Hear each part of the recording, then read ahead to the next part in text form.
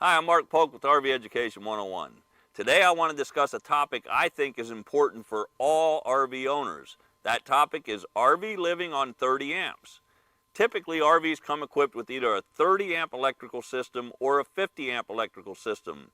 The majority of RVs are equipped with a 30 amp electrical system.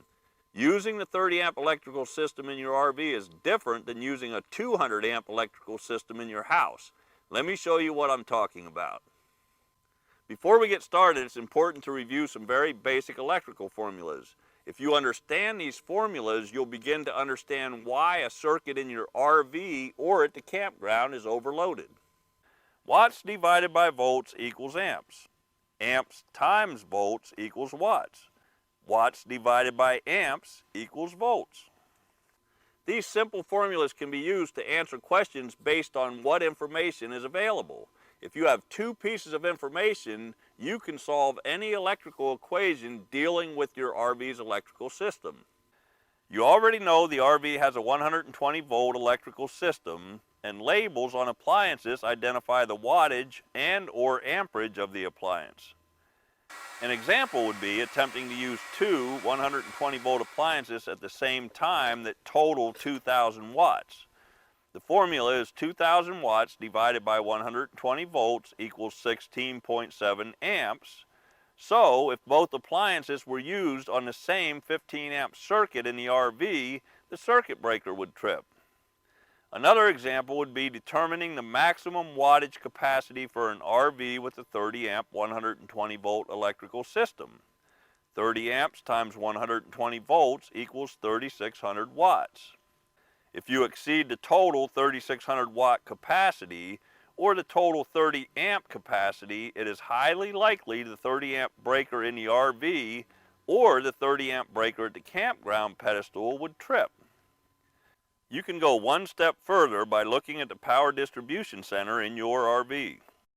You will notice there are several different circuits identified by the individual circuit breakers. Let's take a 15 amp circuit for example. 15 amps times 120 volts equals 1,800 watts.